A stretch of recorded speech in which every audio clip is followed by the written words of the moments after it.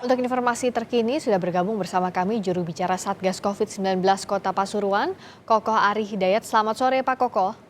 Selamat sore Mbak Ya. Rizka. Iya, sore Pak Kokoh. Jadi proses tracingnya seperti apa? Bagaimana memulainya? Karena kita tahu kemarin ada ribuan orang di sana. Ya, memang eh, yang datang kan jumlahnya banyak sekali, sehingga kami juga tidak bisa mengidentifikasi mereka datangnya dari mana, siapa saja, penduduk mana begitu ya. Makanya hari ini kami lakukan tracing itu kepada yang betul-betul sudah bisa diidentifikasi, contohnya keluarga. Oke. Hari ini ada 13 anggota keluarga dari Abebasan yang kita tracing.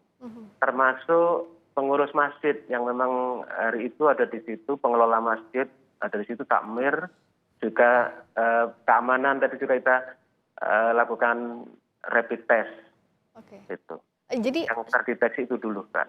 sudah berapa orang yang di tracing? 13 pihak keluarga dan pihak lainnya tadi yang disebutkan total berapa orang Pak Kokoh? Tadi sewaktu saya tinggal sekitar 26 orang, Mbak. Oke, 26 orang. Iya. Eh, Jenis tesnya tadi ada yang rapid sebagian, tapi kalau untuk keluarga apakah semuanya PCR?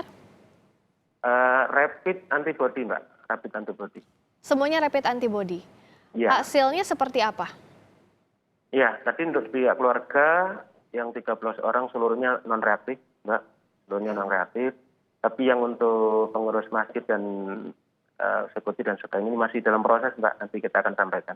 Oke, tapi ini kan tentu jadi pertanyaan berikutnya. Kalau kita tahu sejauh ini yang mendekati akurasi adalah rapid antigen atau PCR swab. Nah, apa tidak ada pertimbangan untuk melakukan ini juga, Pak Kokoh? Memang gini, Mbak. Jadi setelah kami lakukan rapid antibody reaktif, nanti akan kami lakukan tes swab. Selanjutnya akan begitu. Jadi untuk sementara ini masih rapid antibody. Oke, kalau tadi dari rapid antibody pihak keluarga non reaktif masih menunggu juga pihak lainnya, bagaimana untuk men-trace yang lainnya lagi? Kalau misalnya seluruh 26 orang ini mereka non reaktif, apakah artinya tracing ini tidak dilanjutkan atau seperti apa? Ya, jadi gini, sebetulnya tracing ini akan lebih efektif, akan lebih efisien kalau memang ditemukan kasus positif, kemudian kita tracing, kita dalami kemungkinannya. Penyebabnya dari klaster itu apa tidak, nanti bisa ketahuan begitu. Karena memang jumlahnya sangat besar sekali, Mbak. Kita nggak bisa mengidentifikasi satu persatu orangnya gitu. Betul. Dan karena Yang ini pula lah risikonya jauh lebih besar ya Pak Kokoh, kita lihat tidak ada jaga jarak sama sekali, bahkan banyak yang tidak menggunakan masker, artinya protokol kesehatan banyak tidak dipatuhi. Nah, antisipasinya seperti apa Pak Kokoh? pada prinsipnya begini, Mbak, kalau dengan lihat videonya sudah banyak yang pakai masker. Memang tidak ada yang tidak pakai masker. Ya. Pak Kokoh? Ini ada suara lain, Mbak. Misal. Pak Kokoh bisa mendengar suara saya? Oh, bisa. Oke, silakan dilanjutkan. Tadi terputus, silakan. Jadi intinya begitu. Jadi kalau kita lihat masih banyak juga sebagian besar pakai masker, memang. Tapi untuk jaga jarak memang sangat sulit sekali di situasi pada saat itu. Karena memang jumlah pelayan yang hadir itu sangat besar dan waktu bersamaan. Sehingga kami memang di luar kendali kami, tim gugus tugas. Dan Habib Hasan ini tidak COVID, Mbak. Tidak sakit COVID, tidak. Gitu. Betul. Jadi makanya tim gugus tugas ini kan juga agak terbata-bata karena itu.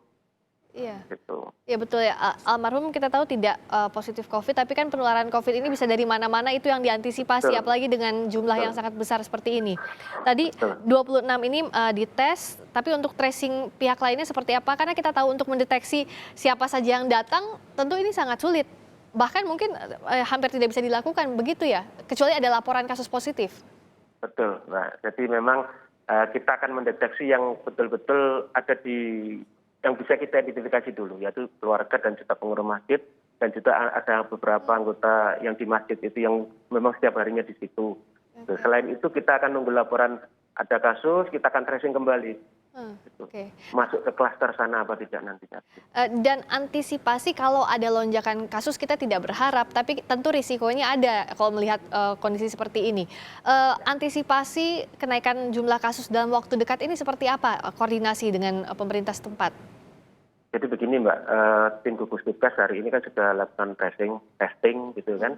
Kemudian kita juga lakukan treatment dengan menyemprot daerah sekitar, gitu ya.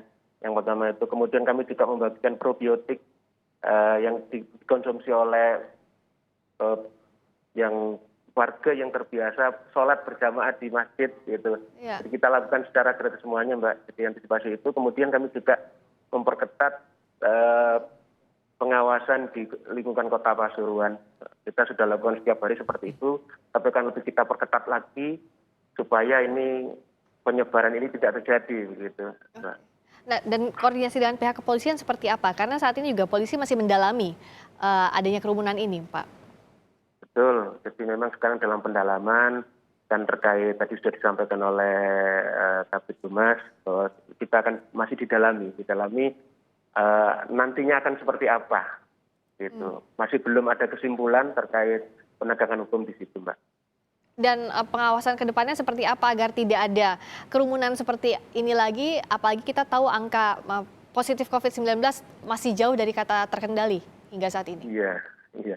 Memang begini, Mbak. Jadi terkait yang kemarin ini karena datangnya bersamaan sekali lagi dalam jumlah besar dalam waktu bersamaan. Antisipasi sudah kita lakukan. Tim Satgas sudah ke rumah duka bahkan sudah memberi peringatan supaya tidak terjadi kerumunan pada saat pemakaman. Tapi memang kita tidak membukakan sebanyak itu orang yang hadir. Gitu. Yang kemarin ini. Semoga nanti mendatang ini kemarin kami sudah dengan tim gugus tugas provinsi, juga di sana ada dari Polda, juga dari Kodam, kami rapat semalam sampai jam 1 malam untuk merumuskan juga ke depannya seperti apa gitu, Pak. Identifikasi yang kita lakukan seperti apa gitu. Baik. Juga kita lakukan semalam, Mbak. Gitu. Betul. Semoga tidak ada kasus atau kerumunan seperti ini lagi di masa pandemi karena sama-sama kita berusaha untuk menekan angka penyebaran COVID-19. Terima kasih Pak Koko Ari Hidayat atas waktunya di Kompas Petang. Terima kasih, Mbak. Terima kasih, selamat sore. Selamat sore.